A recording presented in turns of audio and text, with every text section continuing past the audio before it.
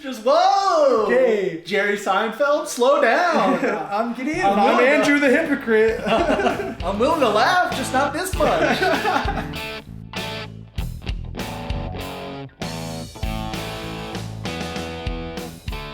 Hey guys, I'm Gideon. I'm Andrew. And this is the TV Pilot Podcast. Ooh, Yeah, we synced up. Yeah. I don't think we did that the last time. Oh, we for sure didn't. We're super inconsistent. We're still just like a TV show. We're trying to find the formula. You know, trying to Every episode, for a first season sometimes. that'll be a good excuse when we fuck up the intro every episode. Okay, so for those of y'all who listened to our last episode, we watched Seinfeld. This episode will be about Seinfeld. The show. Big Daddy, the father of all sitcoms. I don't know about that. What would be? I would call it the quintessential sitcom. The quintessential sitcom? Yes. The Ur sitcom? Not Ur sitcom, but... That was I Love Lucy. You said that was I Love Lucy. I did. And I would say I Love Lucy is the father / mother of... You would say the Seinfeld is the sitcom... the essential sitcom. A sitcom stripped of all other elements. I would... Yeah, and I don't think I'd be the only one to say that. Like... It's consistently ranked as one of the best sitcoms or TV shows of all time. Okay. You saw the pilot. I did. Have you seen any other Seinfeld episodes? I've seen the one where they make a bet. I've seen... Oh, you've seen the contest? The contest, yeah. Was that before or after you watched the pilot? That was well before. Okay. I was forced to watch that episode of Seinfeld. And then I think eventually, because I logged on to Netflix to watch the pilot episode for this podcast. And I saw that I was 2 minutes into it already. And I'd stopped watching it. And I said, oh, well, I guess I tried to watch it at some point in the past. And then I restarted and I immediately figured out why I stopped. Interesting. Would you like to know what it was? No, not yet.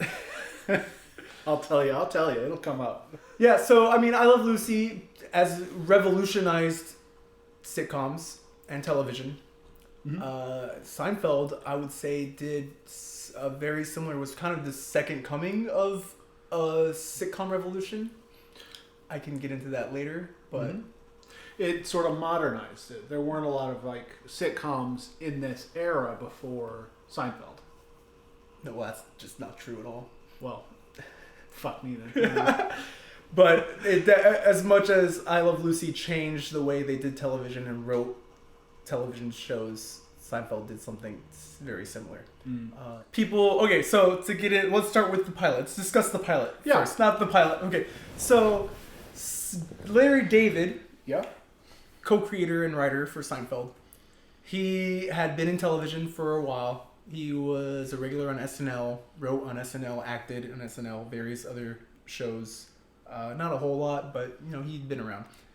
Jerry Seinfeld was an up-and-coming comedian, and he was basically commissioned to, I think by NBC, to just come up with something for them to air.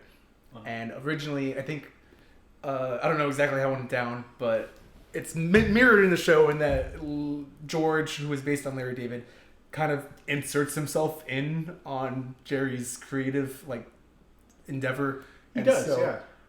Larry David, I don't know if this is how it went down or not, but he just kind of was like, hey, I'll help. And Jerry was like, oh, okay. And so they originally came up with a 90-minute special that was just about how comedians get their material. And they, after thinking about it and talking it through, they decided that was too long. It just wouldn't keep audience engagement for that 90 minutes for that topic. And so they cut it down to a 30-minute sitcom pilot.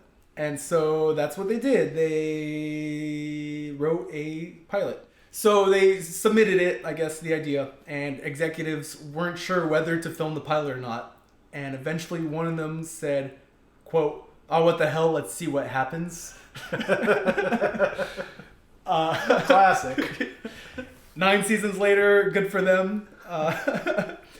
And so they filmed the pilot, sent it to test audiences who did not like it. Yeah. They didn't like Jerry's character. Yeah. They said it was too New York and too Jewish.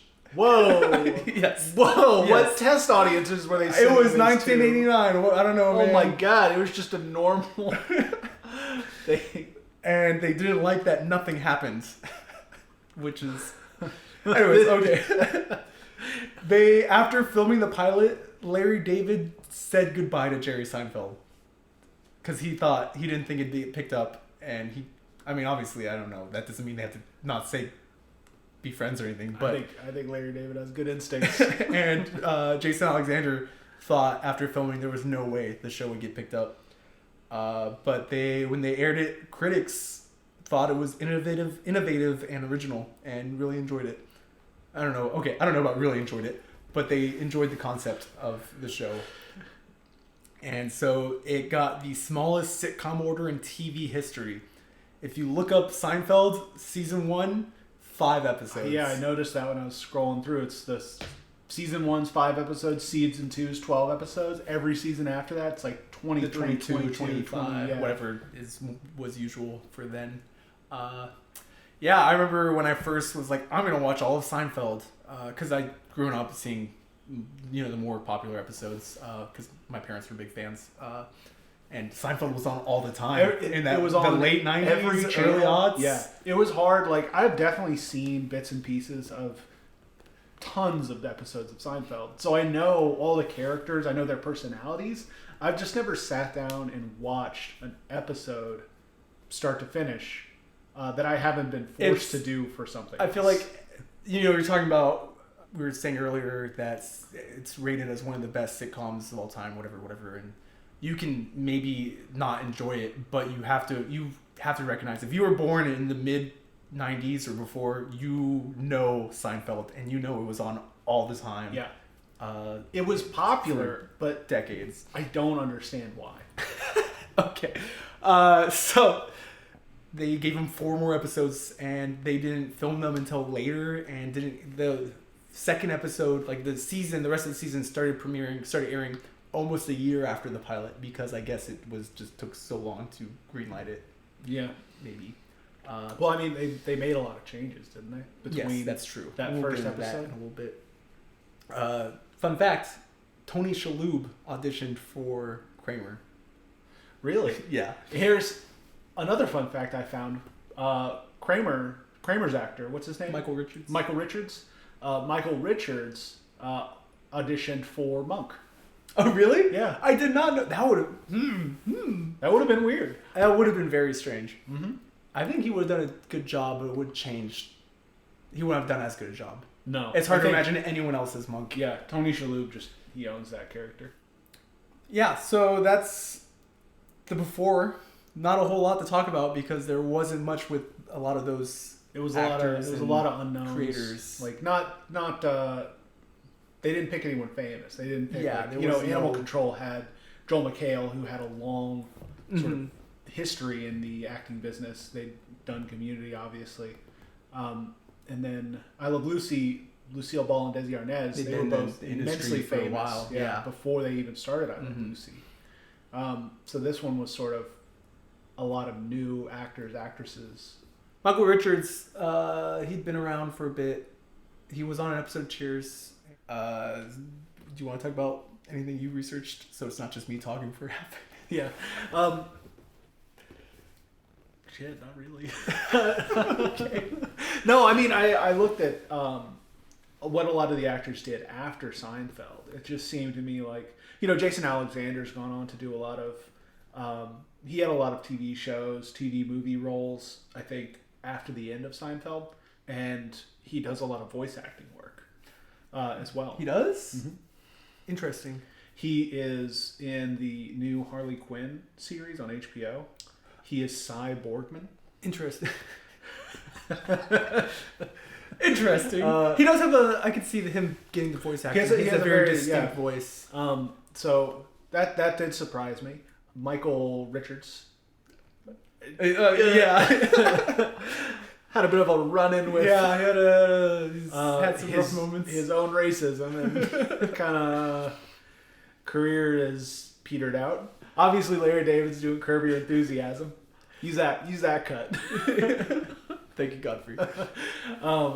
And he has still been pretty well recognized in comedy. Yeah, I wouldn't doubt he does things here and there. He did a Super Bowl commercial recently Yeah. where he was encouraging people to invest in cryptocurrency. Yeah, So I don't know how that was all a that holds weird Super Bowl where a third of the commercials were cryptocurrency. Then it just fucking crashed. Everything blew up.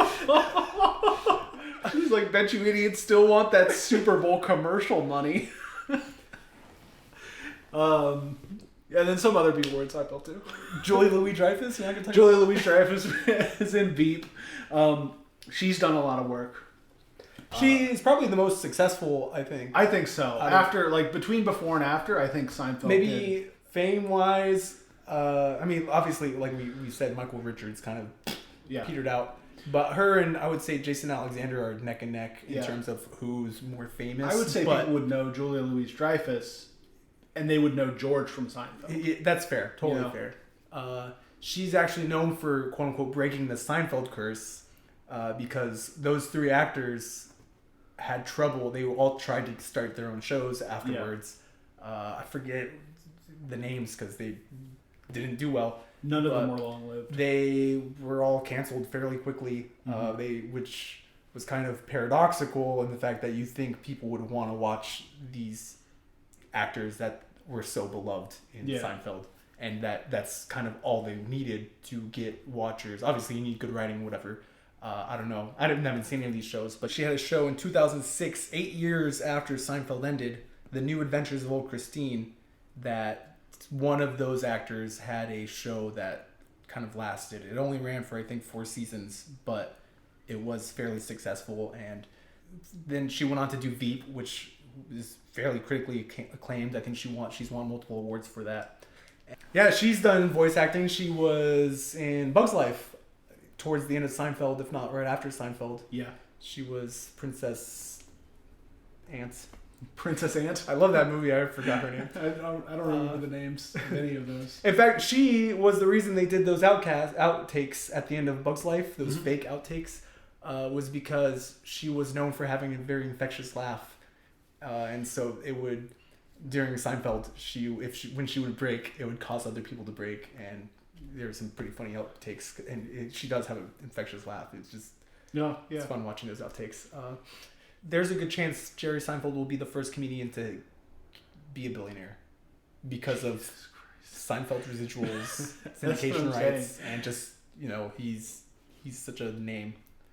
He's got his name on the most inexplicably popular show in the fucking world. I think it's very explicable.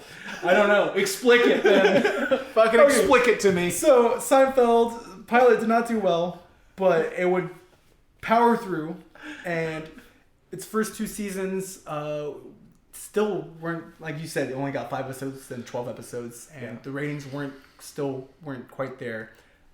What helped was that it came on after Cheers, which was probably the #1 show in America at this time in that early 90s.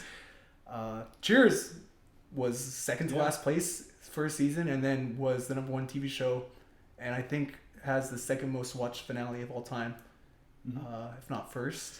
Cheers is a great show, and I think maybe the Nielsen box was picking up all the laughter from people who were still watching Cheers, and they're like, "Oh, Seinfeld's happening now. Maybe they like it." So it was season 3 of Seinfeld, received 8 Emmy nominations, but it still wasn't until the 5th season that its viewings and ratings skyrocketed. The episode The Contest changed, created a whole new way to structure sitcom episodes. Normally it was A plot, B plot, and maybe some running gags throughout the episode. But this was kind of the first sitcom episode to have all 4 characters have their own little plots. Like a Wes Anderson film. Yeah, where they each went off and had their own...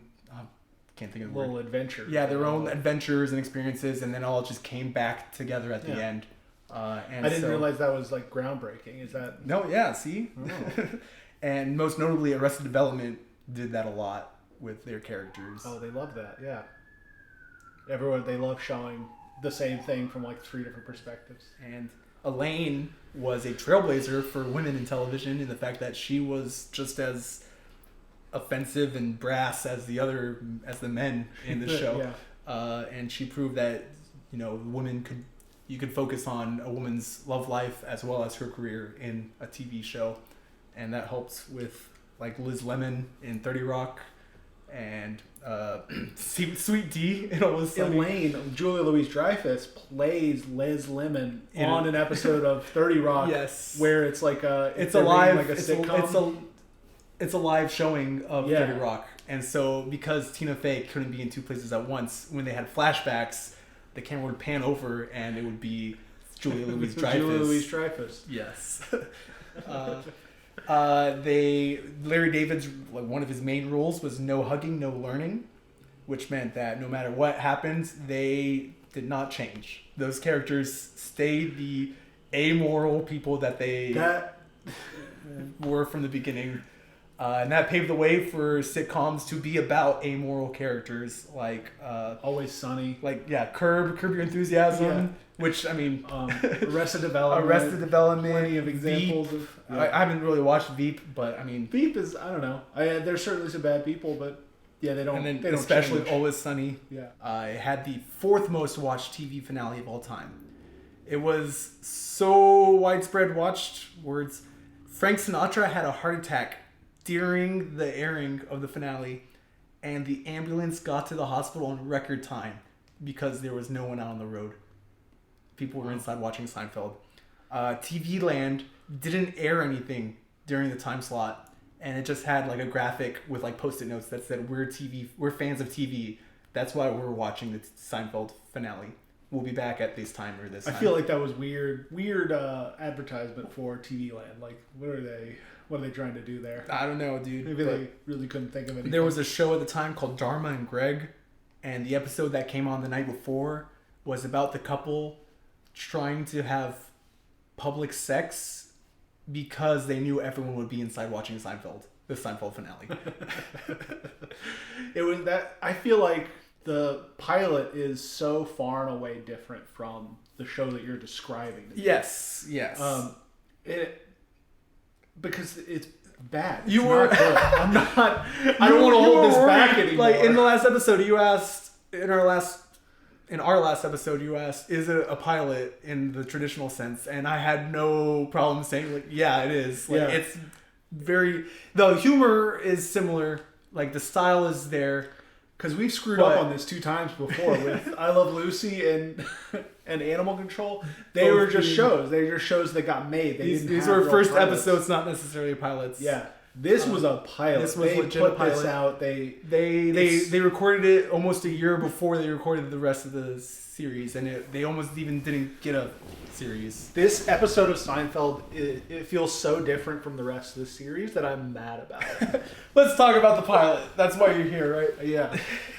Not for the hour of general Seinfeldness that we've been talking about.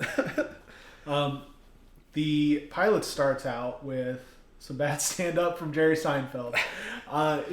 He's a comedian professionally, right? Yes. Like before Seinfeld, he was a comedian. Yes. After Seinfeld, he was rich. If you look up his filmography, he was like in 2 or 3 shows as a character, and then he was also in a couple of other shows as himself because he was just a comedian.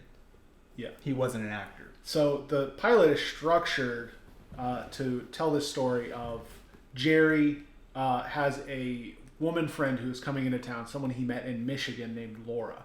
She's coming into town, and it's the story of like, are they going to get together? His friends don't think so. His friends, and then more information kind of comes out. But there are interludes of stand-up comedy. Jerry Seinfeld stand-up comedy. So Seinfeld is commonly referred to as the show about nothing. And that derived from when Jerry and George are creating the show Jerry. George sells it as saying, it's a show about nothing. What did you do today? And the exec's like, I had breakfast and went to work. And he goes, that's the show. And they're not buying it because it sounds boring when you put it that way. So from that point on, everyone called Seinfeld the show about nothing. It was famously the show about nothing. Larry David hates that term because it isn't a show about nothing. It was, as I said at the beginning of this, conceived as a show about how comedians get their material, which is from their day-to-day lives. And so you really get that in this pilot because the stand-up bits that shows Jerry, and this is in-universe Jerry Seinfeld doing his stand-up bits based on scenes that you've seen, and he's making commentary, humorous commentary about it. And their humorous is... Yeah, I was going to say subjective. Subjectively humorous. So the first stand-up comedy bit is about going out, going out on the town, going to clubs, going to watch a comedy show, and he's just saying, going out, it's bad. It's not... That's that meta. Since there's nothing in the episode before this to come have his stand-up about, his stand-up is about the audience sitting there watching him do stand-up. So it cuts to Jerry and George talking at the diner about... they're talking about a shirt. The main core of the episode, they start talking about a woman coming into New York from Michigan. Jerry says he's looking forward to seeing her, but after being pressed a little bit by George, comes out that he may not be seeing her because she just said that she had to come into town, that she may meet up with him. And George takes this as all very bad news. It's a bad sign because she had to come into town. She's just calling him to be polite, to sort of let her know. Which I'm agreeing with Jerry here. She did not have to let him know that. Yeah. She didn't have to... There are no cell phones. She had to call on his landline, from her landline, and say, hey, I am coming into the town where you live, 100 miles away. More. What? More. Anyways, I don't know distances. So George... Wherever the hell Michigan is, an island somewhere. It starts with a name conversation about George's shirt, and then gets to the plot of the episode, and George starts saying to Jerry... You are misunderstood. She doesn't want to see you. You're a backup plan. And then they have some banter with the waitress. The waitress, Claire, who upon seeing this episode, I was like, Claire is Elaine. Claire is supposed to be the fourth person in this friend group. Claire has one of the highest number of speaking lines in the pilot because she, talks with... Claire was supposed to be a main cast member, but because she's a waitress... She was of a different social class than the rest of the... Yeah, partly that. They just said there's no real reason for her to be hanging out with these people in Jerry's apartment. They wanted someone who could hang out in Jerry's apartment for plot points and scenes, and so they created the Elaine character. They couldn't justify a waitress hanging out with a comedian, the vaunted comedian. No, it's not just that. It's it's more of the dynamic in the fact that she's the waitress. And it's hard, that limits you with their relationship somewhat. The waitress is a different identity than the friend. Yeah. The conversation moves. They continue having this conversation all the way to the laundromat. George is a come-with guy. Yeah. So he goes with them. Be a come-with guy. Yeah. So he goes and helps his friend Jerry do laundry on a weekend. He doesn't help, he just hangs out with them. That's helping. Okay. Jerry continues the conversation. The line of this episode is George needs to get a hobby. He does a lot of stuff for Jerry that he just shouldn't. There was a good joke when Jerry just continues the conversation from the diner. He says, "You didn't even hear how she sounded." And George is like, "What?" He's like, I already forgot the girl's name, but he's like, the girl, Laura. He's like, Laura. He's like, we're still on this, Jerry? So they continue having this conversation. See, you're laughing. I'm laughing about this conversation. Okay. Then there's some bad stand-up about laundry. Then they move to Jerry's apartment. Jerry gets home late because he's a comedian. He's been working. It's 1 a.m. He is about to sit down, watch the Mets game. Someone calls. He tells them. Yeah, he answers the phone and says, immediately, if you've seen the Mets game, don't spoil it. I taped it. Hello? Which, that was funny. That was a good joke. The one. And so Laura, it's Laura on the phone. No, it was a wrong number. The first. Oh, you're right. The first phone call was a wrong number. And Kessler walks in. Kramer. He's Kessler in the first episode because Larry David wasn't sure about naming the character after. So I noticed that they didn't say his name. He says Kessler, but it's so Kessler walks in, and as soon as Jerry hangs up with this wrong number, Kessler says, "Mets blew it tonight." Yeah. Jerry like moans and goes, Kessler, I taped it, or something like that. And you can hear him. It's hard to notice, but when you know what to listen for, you hear him say Kessler. Yeah, which is interesting. But other than that, they don't mention his name. Kessler, Kramer. I'm just gonna call him Kramer. That's fine. who he is. He steals a bunch of food from Jerry. Got any meat? Looms ominously. You got any meat? Looms ominously over Jerry's couch while he's eating a sandwich, this roast beef sandwich, until Jerry moves this stack of newspapers or something. People in the 90s were weird, man. Move some stack of newspapers to the coffee table. And lets Kramer sit down on his couch with him. So he can enjoy his sandwich at 1 a.m. These neighbors have a really weird relationship. So the phone rings. It's Laura. This time it's Laura. Yeah, yes. This time it's Laura. Laura, absolute weirdo, who calls a guy she met once in 3 states away. 3 states? New York, Pennsylvania, Ohio. Yeah, 3 states. Boom, got it. 3 states away because she is going to be in town. She needs to be picked up from the airport. And she doesn't have a hotel room. She wants to stay with this guy whom she met for one night. Absolute crazy. Just psychopath. So Jerry says, yeah, go for it.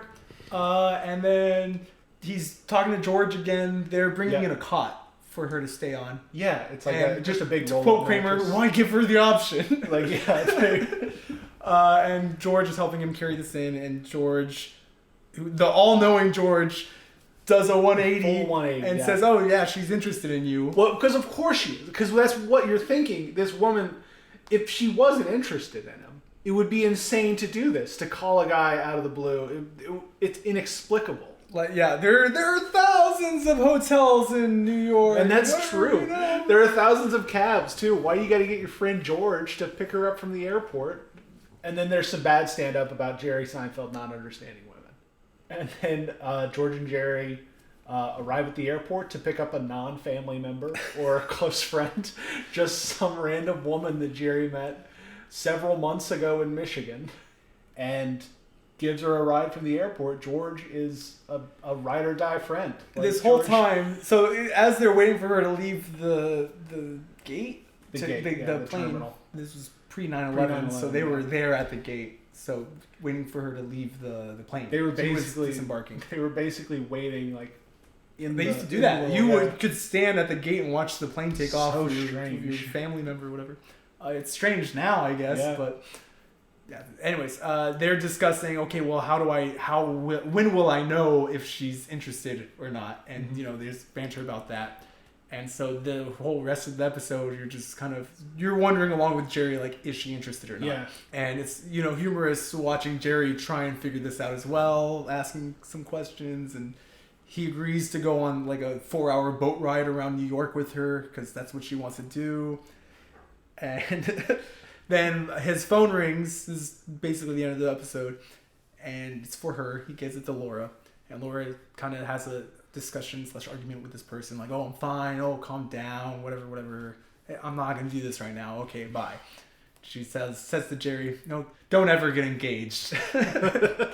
She's been engaged this whole time. And Jerry just deflates. You're engaged? She says, oh, this guy, blah, blah, blah. And he's like, you're engaged? And blah, blah, blah. Oh, you're engaged. And she says, oh, man, I'm excited for that boat ride tomorrow. And he goes, single tear. Yeah, me too.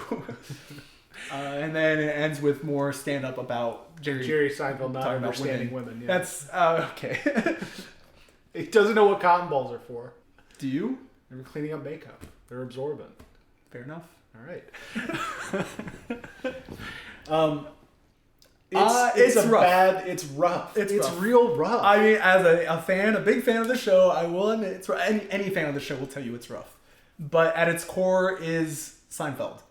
As dumb as that sounds. At its very essence, it is Seinfeld. Like, you watch the show and you're not surprised by this first episode. No. If you're familiar with the show and then you watch the pilot, there's nothing really surprising except there's no Lane. Different nuances that are... Yeah. Like, his apartment changes a little bit. The diner is a completely different diner than what's the rest of the show. But the humor is very Seinfeld-esque. or Leroy, as in the show, not Jerry, but also Jerry. I think his stand-up gets better later in the series. God, and they hope eventually drop it altogether Good. in the last couple of seasons. I'm not like I'm sure maybe it was funny in the '90s. Maybe like all these topical observational humor about laundry and cotton balls are maybe this is groundbreaking stuff. This is cutting edge, and I'm just jaded 30 years later. Yeah, that was his thing. What's the deal with this? And I don't even know how often he actually says that, but that's the meme. It is like it comes up a lot, and I think people making fun of it to me is funnier than the jokes. 100%. It feels mean, but and part of that stand up is in certain episodes it furthers the plot. There's an episode where it cuts to him doing the stand up, and one of the characters heckles him, and that furthers the plot because he's like, "What was she heckling me for? Like, you know, she was whatever." Where like, there's an episode with an alcoholic where he starts heckling. And I think that's good that they add in elements of the stand up being. So like that part of the story, like that stand-up isn't actor comedian Jerry Seinfeld putting these slices in the episode. That stand-up is character Jerry Seinfeld having content about his everyday life, like things. And so a lot of the times that content is topical within the episode.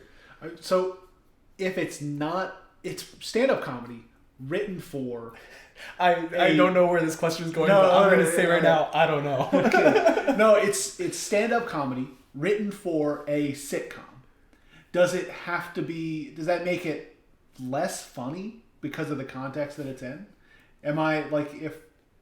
Because stand-up comedy, usually you're seeing it as a part of a whole act. It's a whole 15 minutes, 10 minutes, however long that the comedians put together and is in one way or another like curating it for whatever audience they're presenting it to. But it's meant to be put in between sitcom shows. It's meant to act as interludes in a sitcom. Does that make it worse than if it were just pieces of snippets of comedy that people would like? You know, they take comedy shows and they cut them up and they put little snippets on YouTube for advertisement. I don't know how you define whether it's better or worse. I think as part of the episode, in that idea of Seinfeld, the original idea of how comedians get their material, it kind of emphasizes that. It shows you, oh, we were at the laundromat and I got this idea about talking about laundry. And so it probably varies from episode to episode on whether you think it's funnier or not, I guess. I don't know. Yeah. I don't know how to answer your question. Yeah, it's hard. I've never seen a Jerry Seinfeld comedy special. I don't think I've seen a and I don't want to see one off the back of the comedy interludes in Seinfeld. He has good jokes in some of those episodes. Like he has good. I'm sure they couldn't have made 9 seasons off of the quality of comedy that I saw in the pilot. There's some where he bombs, like it's only a handful, but that he's supposed to bomb. Yes, the point is to bomb, so they wrote it bad. They did it bad on purpose. Fair. So it's not like they filmed him doing a real stand-up set. And those were extras in every I want to say every scene of him. Yeah.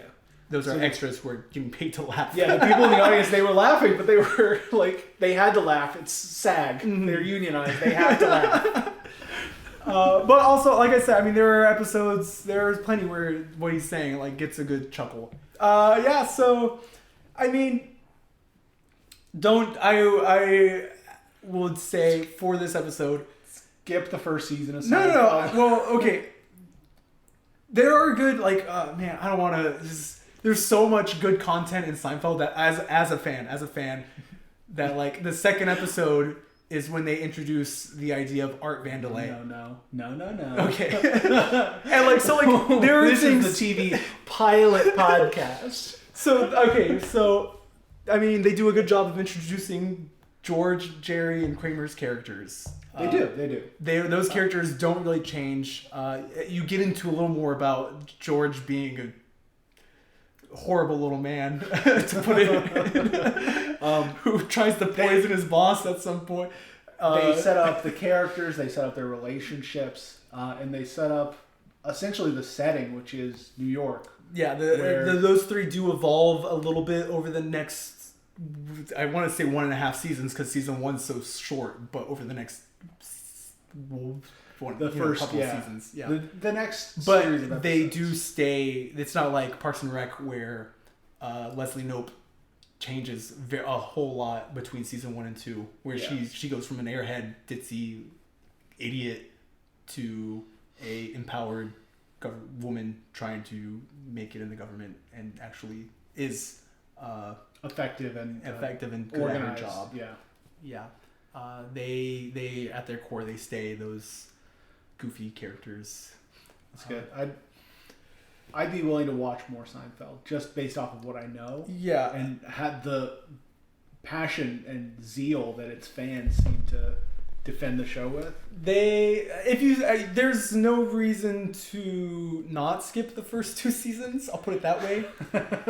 Feel free to. They're worth going back and watching, especially just to see how different that first episode is from the rest. Probably watch it after you have watched and liked the first, the 3rd through 7th season. Like I said, I mean, season 2 has some iconic episodes. The Chinese restaurant, I think, is in season 2, right. Which is a bottle episode. Takes place just in the lobby of a Chinese restaurant, of them waiting for a table, and it's not as highly regarded as a lot of later episodes, but it is probably the first iconic episode of Seinfeld, I think. I'll say you've convinced me. All the episodes you've talked about, all the scenes and things I've seen elsewhere and they're referenced in other pieces of media. Mm-hmm. I'm definitely willing to continue watching Seinfeld, but I wouldn't if I just saw the first episode. If you were sitting on your TV at your TV set in 1989 and watched that pilot, I'd turn it off after 2 minutes. Demonstrably, that's what I did with Netflix. I turned it off after 2 minutes and I didn't come back to it until I'd forgotten I'd done it. I don't even know if they're talking about Laura 2 minutes into the episode. No. They're definitely still talking about the shirt. All in all, Seinfeld, good series. I don't know what prescient executive at NBC decided to pick it off the back of this pilot. Had a That's So Raven I'm gonna make this comedian a billionaire. It had to have been something like that. It's the only explanation, frankly. But are we rating these? Do we rate them? Oh gosh, okay. Do you remember for Animal Control, I said that pilot was better than the Seinfeld pilot? I said maybe I was about as bad, if not better. I don't remember exactly, but I do remember that. I was like, "There's no way." You were skeptical. Seinfeld's such a popular show. Yeah, it's a rough. I was a fool. Especially and you can't even say at the time, it was good for the time, because Cheers was in its prime in 1989. Yeah, they were season 7. That was maybe they were starting to get the decline, but they had no excuse. But I mean, you watch any episode of Cheers from around then. Larry David must have hustled to sell it. There were episodes of, I I Love Lucy. That pilot was far and away better than this piece of crap that Jerry and Larry. So across the board, 4 thumbs down. I mean, having seen all of Seinfeld, knowing these characters, the pilot is more enjoyable than I imagine just coming into it cold. Yeah. Because you know George, and you watch it, and you're just like, classic George! Stop talking about signals, Jerry! And, he's like, when he says, "Oh, she's into you, man," and Jerry's like, "Well, what were you talking about the other day?" He says, "I think it was the caffeine." That's maybe not as funny if you don't know who these people are, but if you know George, you're like, that's hilarious. Good for you, George. Jason Alexander is doing a good job. Someone needs to put together one of those new watch order instructions for Seinfeld. Yeah, Seinfeld, how to watch season 3 through 7, season 1 and 2, the flashback sequence, the prequels. The prequels. You gotta watch Seinfeld like you're watching Star Wars. Seasons 4, 5, 6. Then you go back and watch 1, 2, 3. Then you watch 7, 8, 9. That works. I don't know, because there are callbacks. Seinfeld's very episodic, but there are characters So maybe it'd be weird if you started in season 4, but I don't know. I have a new mission in life. Thank you for that. That's the next podcast. That's the next podcast. Okay. As someone who has watched every episode of Seinfeld, enjoys the series, is a fan. I would say I'm a fan. I quote it fairly often. I grew up quoting it like that. I tell people that... It's true. He quotes it a lot. I tell people that growing up, like with my family, like 20% of what we say is a Seinfeld quote. That's maybe hyperbole, but I mean, I'm sure there's plenty of people out there who totally understand. Like, I had a friend who was telling me, she's like, yeah, my parents have that painting of Kramer in their bathroom. I was like, that's awesome. And she's like, okay, that's hilarious. Anyways, I would rate it I don't know, 4 out of 10. All right. It's like bad, but I mean, there are parts, like I said, that make me laugh, that I enjoy. Yeah. But I feel like a lot of that is because I've seen and I'm used to the show. I go 2. 2 out of 10. 2 out of 10. Coming in cold, having seen a couple episodes, which... Like, I am not endeared to the characters at all. Yeah. They were not a part of my childhood in any way. The average person who hasn't seen Seinfeld is probably your situation where they have seen a couple episodes. I would say skip it. It's like if someone's telling you gotta watch Seinfeld, skip the first season. And just... Well, you can't say that. You've only seen... Or how many episodes did you watch? 1. Oh, you've only... 1, and then, I don't know, whatever the contest in Festivus is. But those were way before. They were. I Love Lucy. Years We ago. watched watched the pilot, then watched a handful of others. I didn't watch any other episodes of Seinfeld. Okay, I didn't either, but that's because I've seen plenty. Yeah. So look out for next episode. It's gonna be. Are we announcing it? Yeah. We're gonna steer away. Deviate from sitcoms. Yeah. And we are sticking to a pilot. This is a pilot. This is a pilot. Did some research. We're doing another iconic 90s TV show, saturated 90s culture. Yeah. About pretty much as Seinfeld, I think. With the same sort of like... But in a very different way. Yeah. It is The X-Files. The X-Files. I was doing the truth is out there. Yeah, the truth is out there, apparently. So, look for that in 2 weeks. We will be releasing that episode. Yes. Okay, guys. See y'all next time. Bye. I'm Gideon. I'm Andrew. And we'll see y'all around. I don't know. That was bad. I'm keeping it though.